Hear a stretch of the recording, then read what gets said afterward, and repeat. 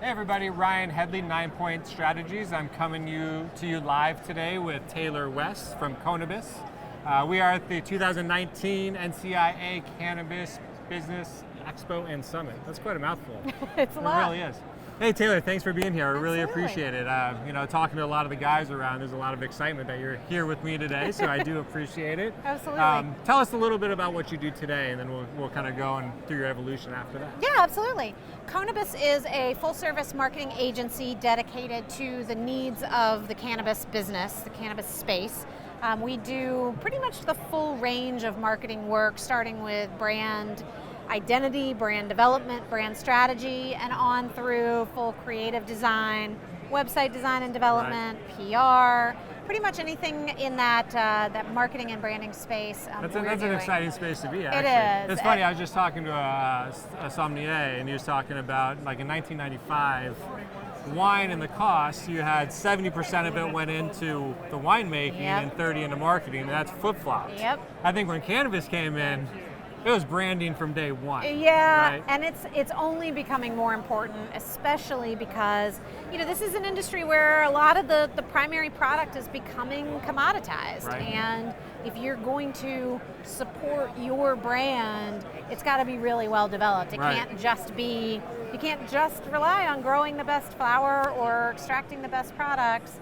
You have to be able to communicate that to consumers. And tell me your history a little bit. Let's go back to your policy development and that kind of stuff, and how that evolved to where you are today and how it kind of connected. Yeah, I started actually in the cannabis space with the National Cannabis Industry Association hosting this conference.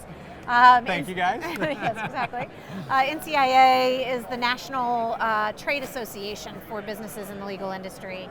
I came on as the deputy director right at the beginning of 2014, right as legal adult use sales were starting in Colorado. So really exciting Interesting times, oh, yeah, man. crazy. Just kind of dove in and got to really ride that wave as things really and got you're exciting. In Colorado at that point, so Yep. you're right in the thick of it. Based in Denver and did all of that, and really the organization's primary focus is advocacy at the federal level for policy change around things like banking and taxation.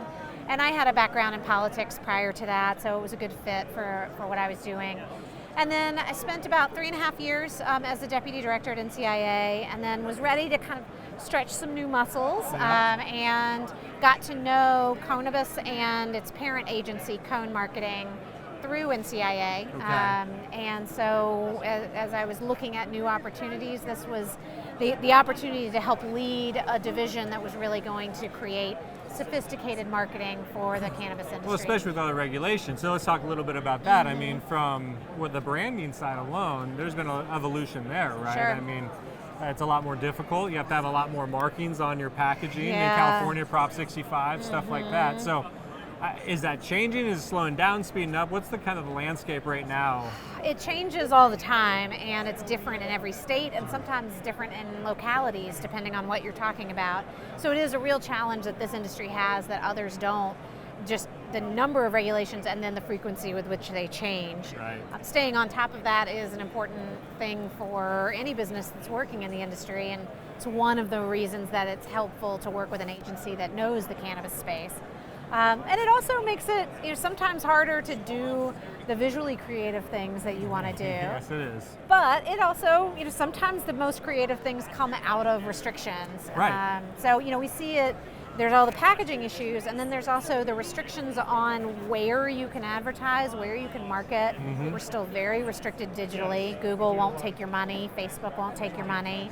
And so Trust those me, are. I've been dealing with a little bit of that lately. And that's so frustrating because, with startup companies like most cannabis businesses are, one of the first places that you would normally go is to digital marketing. Right. And any other industry, that's the first place that you would spend your money because you can see the return. You can get a decent return for a relatively small amount of money. And those avenues are just blocked to cannabis businesses right now. That's frustrating. It is. And I get it. I mean, even from a baking standpoint, we do a good service. We provide OSHA 30 trainings, cannabis specific. But guess what? You registered online and you paid online, but we're an ancillary business to cannabis. So, Yeah. my bank company's like, sorry, can't do this anymore. And so it's super frustrating. because I'm trying to bring something that's needed, and I just can't. Right. For a small, I don't know. Anyway. Yeah. So, but kind of back to your policy days kind of combined with the branding. That's a nice combination for you. It is. And when you pitch to your clients, it's like, listen, I understand all aspects. Yeah. And that's I've super been important. really marinating in the industry now for 6, 7. What year is this? So 5.5 years, 6 years. And compared to people who have been growing and producing cannabis for multiple generations, that's nothing. But within the legal industry, that's a really long time. You may be running a business for 30 years, but you're not running a business. And right? in this space, I have really been able to have a front row seat to how things have developed.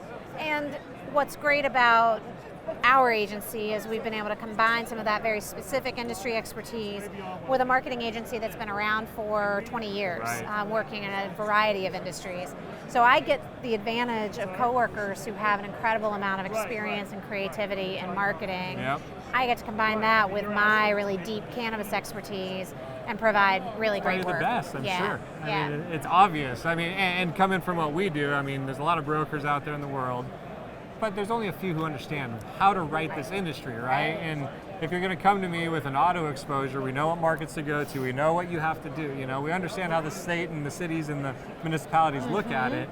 And it's very complicated. It is. And same thing for you guys, especially. I mean, I couldn't imagine doing marketing for a cannabis company. I mean, I'm creative, but I like to use all my creativity, and sometimes to get stipend is kind of rough, but.